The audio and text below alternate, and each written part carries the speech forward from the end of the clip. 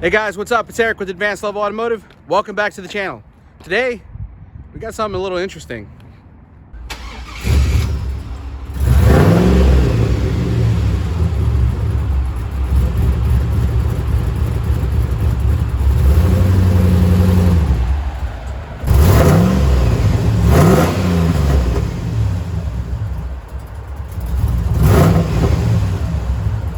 All right guys, so right behind me I have a 2006 Toyota Tacoma. If you guys couldn't already tell, this is no ordinary Toyota Tacoma. Under the hood we have a whopping 6-liter V8 engine. It's been ripped out of a Chevy pickup truck and cammed. Also, we have a fully built suspension. This thing is used for rock climbing. So anyways, the customer complaint is that it's stalling during idle, especially during cold starts in the morning. He starts it up, it just shuts off. Has to keep his foot on the accelerator pedal to keep it running, so he wanted us to check it out. Now he did say that once it warms up, it seems to drive fine. Everything else is running fine. He just wants to fix the idle problem. Now, I didn't do the build on this, nor did I do the installation, so I really don't know any of the specifications as far as the engine build or what camshaft they put into this vehicle, because it's got a pretty choppy lope on it. So it may have problems idling just because it's got a pretty big cam in there, so that might be a factor. So first things first, let's go ahead and verify the complaint.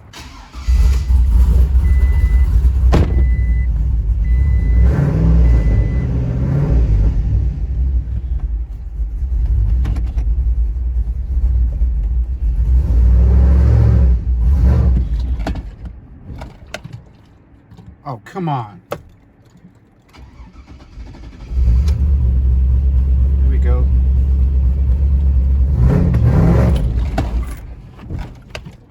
Oh, come on. Come on, Eleanor, don't do this to me. There we go.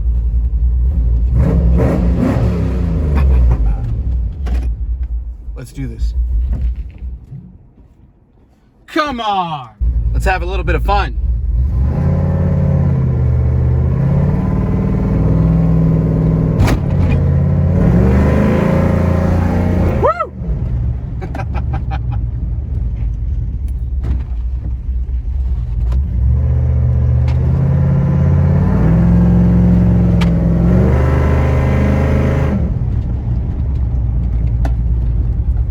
Man, I could get into some trouble with this thing.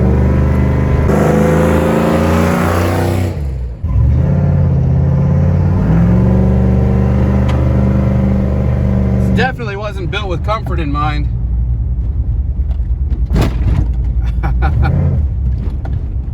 All right, so it's pretty obvious that we're having problems with the vehicle stalling. So we're gonna go ahead and hook up the scan tool. Now looking down here, I did find this OBD2 connector, but I wanted to be sure because the engine is out of a Chevrolet pickup truck, so they actually had to transfer the wiring harness and the engine computer from the Chevy truck to this vehicle. Now, the factory harness is still installed, and so is the factory ECM. So if you look down here, you can see that they actually tucked the factory OBD2 connector up in there, and they screwed this OBD2 connector from the Chevy truck right here. So this is where we're going to want to connect. And then when we go to the scan tool, power this up. Now in the scan tool, when we connect to the vehicle, even though this is a Toyota Tacoma, we're gonna be going under GM. Let's go ahead and do an automatic selection. Let it read the VIN. All right, so the scan tool was able to identify the VIN, and under the VIN number, this is actually designated as a 2001. It's a light pickup truck, Chevrolet with a 6.0 LQ4 engine. Full-size 4x4, 2,500 3/4 ton pickup truck. So that's what the motor and the ECM and the wiring harness came out of. So let's go ahead and go into that. Now this engine actually does not have an electronic throttle body. It's got just a regular drive-by cable throttle body. So we're gonna do without active control. Let's go under diagnosis. We're gonna pick control unit. We're going to look at powertrain. Let's see if we have any trouble codes. Current and history, and it looks like the only code we have is a P0650 mill control circuit, which is the malfunction indicator lamp. Now the interesting thing about this is that of course, we still have the factory instrument panel. So a lot of the stuff on here actually does not work because, like I said, the engine's been switched over and so has the engine computer. So if we start this thing up, you'll notice that the tachometer is actually not reading. And also neither is the coolant temperature. The fuel is, because all of that is factory. But if you look up here, he's got some aftermarket gauges installed. We're looking at oil pressure here, we're looking at the water temperature, and what is this, the trans temperature. So we've got some gauges here that are useful, but the instrument panel, a lot of the stuff doesn't work, and neither does the check engine light. So if we did have a code stored in the ECM, we wouldn't see a check engine light on this instrument panel. So looking at the scan tool, again, the only code we have is for the malfunction indicator lamp. Nothing really pertaining to the engine or any type of idling problem. So let's go ahead and pull up some live data. Now, one of the things the customer did mention to me is that he had a fan installed, so whenever we have the engine running, we need to keep that switch in the on position. So that's just an extra external fan to keep the engine cool. Let's go ahead and let's pull up some engine data. Okay, so at the moment the engine is idling, and we don't have a problem with it stalling, but the thing is that normally when it stalls, it's because we're in gear, and right now we're in park. So that's the reason that the engine is actually idling. So if we look here, you'll see the engine speed around 800, 850, kind of jumping down into the high 700s. It's got a desired idle speed here of 825. Now they give us some idle air control position counts. If you look, we're looking around 270. Also, we can scroll down and look at the mass airflow sensor. Let's go ahead and switch that over to grams per second. It's right here.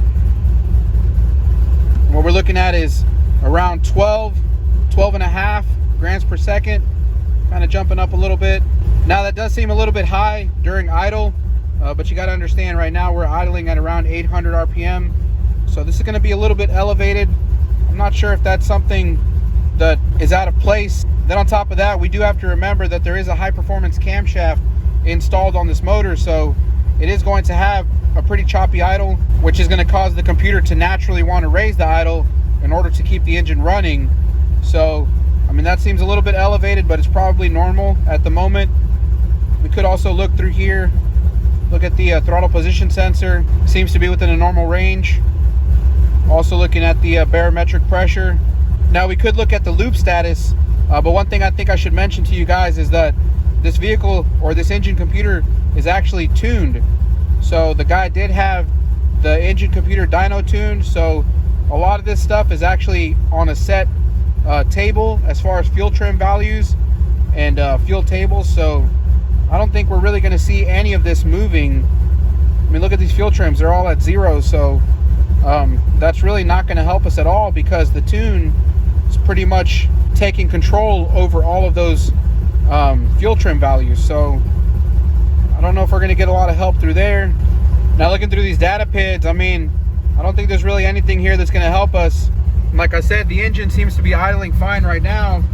It is pretty choppy, but that's probably normal with the camshaft that's installed on this engine. Now let's see what happens when I put it in gear. Still running, but seems to have a problem stalling during deceleration. So I'm just gonna kind of accelerate and let off the gas, and the engine just stalled. So now the customer did say that he replaced the idle air control valve with the brand new AC Delco unit. He said the old one was pretty gummed up, but he replaced it, and with the new one it didn't make any difference. Now at this point, I'm not really sure where to go next. I think I want to see if I can get the specifications for the camshaft that was installed in this engine. Maybe we can take some engine vacuum measurements, also look for potential vacuum leaks. But I think first things first, let's go ahead and see if we can get a hold of the cam specs for this engine. All right guys, so I got a hold of the customer and I asked him for the specifications for the camshaft, and he said he was going to see what he could try to dig up. But what I want to do real quick is to do a few checks. Now, I've already done the obvious things. I've looked for obvious vacuum leaks, any vacuum lines disconnected or anything like that. but everything looks pretty good. What I wanted to do real quick though is I wanted to get a quick vacuum reading on the engine. So what I did was I tapped into the brake booster line for the vacuum, and I'm gonna get a vacuum reading on the engine. So let's go ahead and start this thing up. All right, so I'm gonna go ahead and start this thing up. You can see it's idling. And move under the hood. Check our gauge here. You can hear the engine. It's got a pretty choppy idle. It's running, but idle's pretty choppy here. Now looking at the vacuum gauge, you can see we got around, I don't know, maybe around 12 inches of mercury on the vacuum gauge here. Now a normal engine with a normal camshaft, you'd see somewhere around 18 to 20 inches of mercury on the vacuum. But we would expect to have a low vacuum because this does have an aftermarket performance camshaft. Now, again, I don't know the specifications on the camshaft, but I can tell you this is a pretty low engine vacuum, so this is going to affect the streetability or the street drivability of the engine.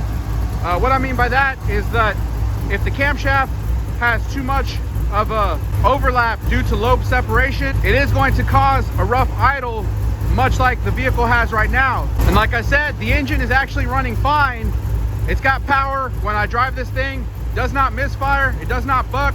As long as we keep it up in the higher RPM range, this engine runs really smooth. It's just that during idle, it's pretty choppy. So I'm interested to get those specifications on the camshaft from the customer. All right, ladies and gentlemen, ask and you shall receive. So I got a hold of the customer, and he was able to supply me with the actual box of the camshaft that was installed in the engine. It didn't come with a cam card, but this box has pretty much what we need.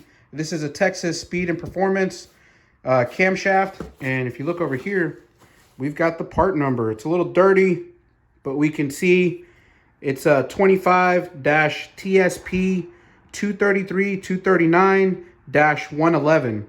Says down here it's a 233-239. I believe those are the duration numbers, camshaft. So let's do a little bit of research online, see if we can get to the Texas Speed and Performance website, locate the specifications for this camshaft.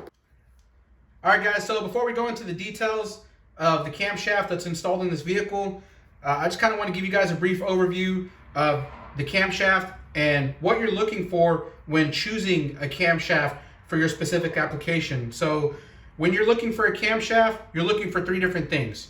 You're looking for the lift, you're looking for the duration, and you're looking for the lobe separation angle. Now, if you look over here on the picture, I have a picture of a camshaft. It's kind of a sliced view of a camshaft. And if we look at the circle in the center, this is what they call the base circle of the camshaft. And of course, if you look at this blue area right here, this is going to be one of the lobes, specifically for the intake side. And if you look over here at the red lobe, this is going to be for the exhaust side.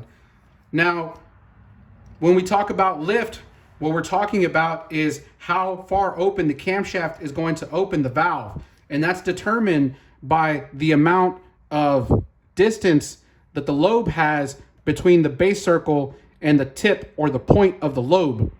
So if you understand, if we make this lobe taller, it's going to have more of a lift because it's going to open the valve even further. Now, the next thing that we're looking at is going to be the duration.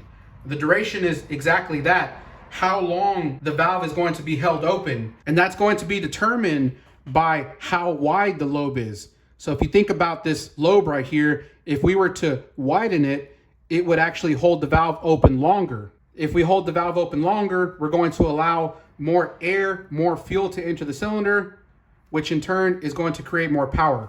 Now, the other important factor is going to be the lobe separation angle. Now, the lobe separation angle is just that. It's going to be how far apart these lobes are separated. And the reason for that is because in pretty much any camshaft application, there is going to be some type of overlap. And what that means is that these two lobes are going to overlap each other. So at this certain point in time, it's possible that the intake valve could still be open while the exhaust valve is opening. So if you look at this area right here, this is going to be the valve overlap. I have another image here that gives you a better illustration of that. Okay, so if we look at this illustration, it's pretty much the same thing, but it's giving you more of an explanation of the lobe separation angle. So if we look at the dotted lines here that are drawn, this is like a big V. This is going to be the amount of lobe separation that we have. So if you look at 102 degrees, you know we're going to have a tighter lobe separation angle. What that's going to mean is that we're going to have more of a valve overlap. More of a valve overlap is going to allow better air scavenging, and it's going to allow for better power in the higher RPM bands. Now, the problem with having a tighter lobe separation angle, like I said, this 102 degrees, that's a pretty tight lobe separation angle. At this degree right here, 102, you would have a lot of choppiness during idle. Now, in certain applications, somebody may want that choppiness during idle. Some people like to have a really choppy sounding engine, and so they're looking for a tighter lobe separation angle. The problem with that is that it does affect the streetability or the street drivability of the vehicle. So that may be awesome for like a race car application where you don't really care too much about how the vehicle is going to idle when you're at a stoplight, or how it's going to act when it's time to decelerate and come up to a stoplight. You know, you may have instances where the engine vacuum may just get too low and it's going to stall, which I forgot to mention is another characteristic of having a really tight lobe separation angle. Is when you have too much overlap, you're going to have less engine vacuum. Now, on the flip side, if we have a wider lobe separation angle, like if you look over here, it says 116 degrees. 116 degrees is a pretty wide LSA or lobe separation angle. And in this application, you're not gonna have as much overlap between these camshaft lobes. That's going to allow the engine to maintain normal engine vacuum, or at least close to, which in turn is going to provide a better idling quality. Now, there's also a lot of other factors that come into play. I mean, you can get really technical. There's a lot of information, even on the internet, about how to choose the proper camshaft for your application. Because you got to understand, a lot of things kind of factor into each other, like the duration. What a lot of people don't understand is that even though, let's say you buy a camshaft with a lobe separation angle of 112, 112 is kind of at that crossroads between being considered wide and being considered tight. So 112 may be good for somebody who's looking for a good streetable daily driver vehicle. But what people forget to take into account is that the lobe duration also affects the valve overlap.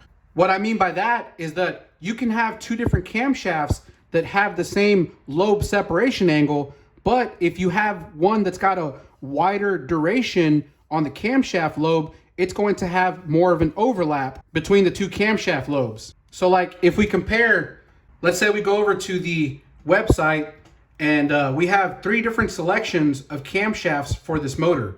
So if you look at these 3 different camshafts right here, you'll see this one has a duration of 224, 228, and then it has a lift of 600. The duration is measured in degrees and the lift is measured in inches.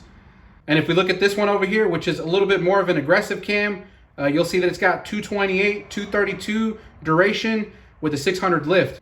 And if we go even further than that, you'll see that we have an even more aggressive camshaft, 233, 239 with a 600 lift. Now, these 3 camshafts are 3 very different camshafts. We're going from a milder cam to a more aggressive camshaft.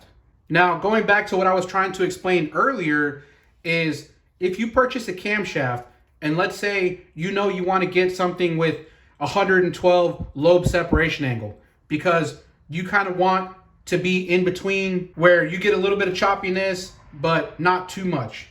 Well, the problem is, depending on the duration of the camshaft, buying a 112 lobe separation angle for a camshaft like this that has 233, 239 duration is going to be different than buying a 112 lobe separation angle for a camshaft like this that only has 224, 228 duration. I hope I'm making sense to you guys. Again, if I go back to the illustration, again, we're talking about 112 degrees of lobe separation angle. the lobe separation angle is going to be the same peak to peak on these cam lobes on both of those camshafts, but because one has a wider duration on the camshaft lobes, you're still going to have more valve overlap on that particular camshaft because it has more of a duration. So hopefully that makes sense to you guys. I just wanted to do a brief overview before we go into the specifications of the camshaft that we have installed into this engine. All right guys, so here we are at the texasspeed.com website. This is the manufacturer of the camshaft that's installed into this engine. And if you look right over here, we have 3 selections of camshafts that they offer for this particular application. Now, looking at the part number that's on the box, I've already determined that this is the camshaft that's installed in this vehicle.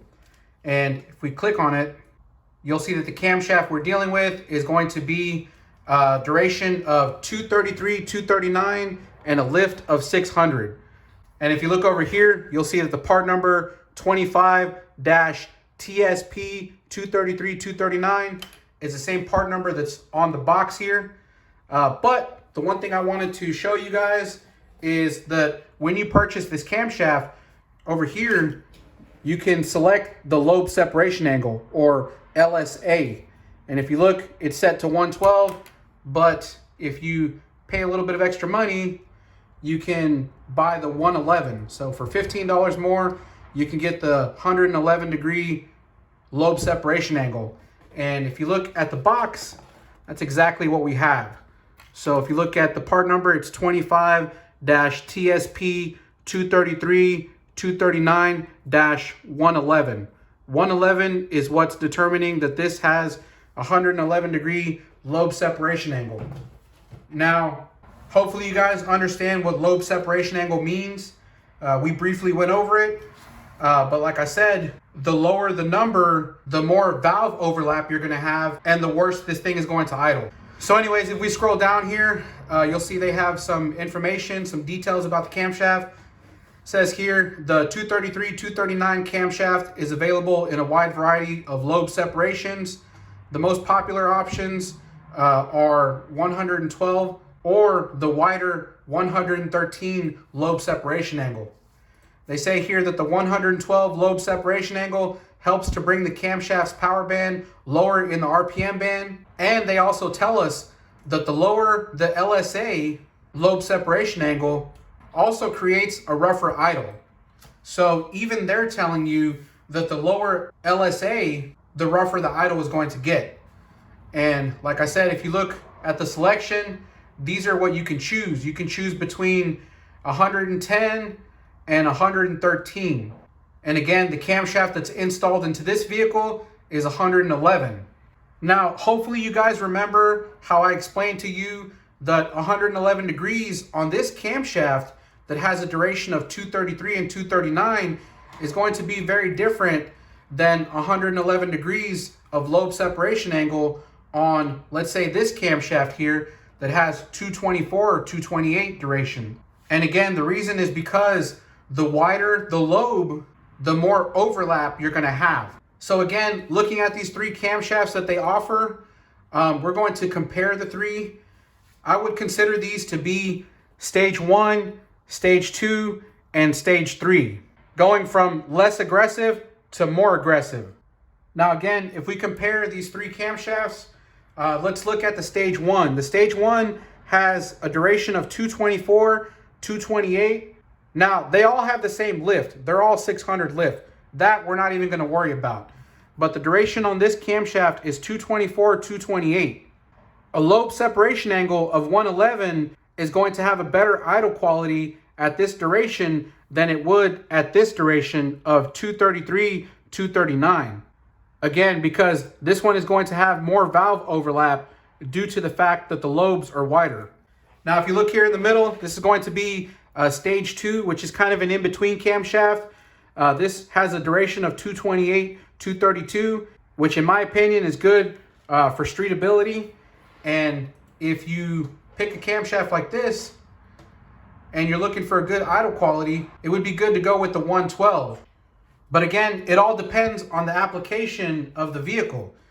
So if we look at the 3 camshafts, we understand this is going into a truck. What is it you're looking for when you have a truck? Are you looking for high-end horsepower and you're willing to sacrifice low-end torque? Or are you looking to preserve that low-end torque and you just want to add a little bit of power on the top end? So of course, because this is a truck, we're trying to preserve that low-end torque. That's another reason that, to me, the selection of this camshaft in this engine is totally wrong. Because with this duration and this lobe separation angle, we are sacrificing the low-end torque for high-end horsepower in an application that doesn't need high-end horsepower. We're looking for more low-end torque. Because if this thing is being used for rock climbing, what do you want? You want some low-end torque and you want to bump up the power a little bit in the mid-range.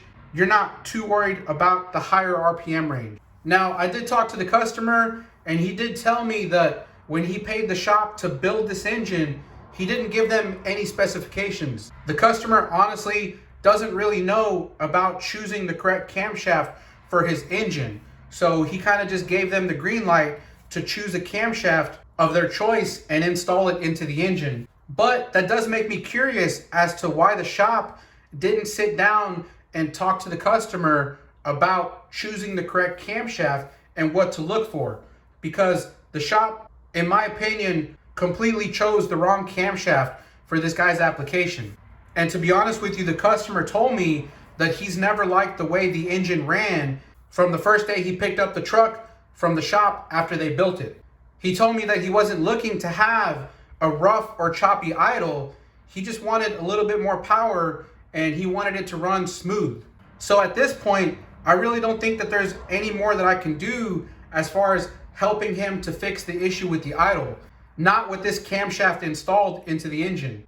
Really, the only thing that I could probably do is adjust the needle on the throttle body to make the engine idle at around 1,000 RPM. But that's not really what the customer's looking for. So at this point, I'm going to have to convince him that the only way that he's going to be happy is to replace this camshaft with one that's a better fit for his application. So hopefully that makes sense to you guys. I hope I'm doing a good enough job at explaining to you the differences between these camshafts and why you would choose one over the other for a certain application.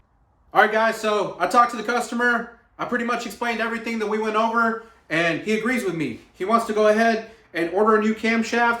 We're going to sit down later, talk about what camshaft is right for his application, and he's going to go ahead and order it, and we're going to set up a date so we can get the truck in here and replace that camshaft. Anyways, guys, thank you for watching the video. I hope you found it useful. I hope you found it informational, educational. If you did, make sure you give it a thumbs up. If you haven't done so already, please subscribe to the channel. Make sure you hit that notification bell. Also, look for part 2 of this video. I'll probably be posting it later on. I'm not really sure when we're going to get the camshaft or when we're going to schedule the vehicle to come in to do the repair. I have a lot of other vehicles that I have to get out of here first before I can do a big job like that. So just stay tuned. Anyways, like I said, thank you guys, and I hope to see you in the next one.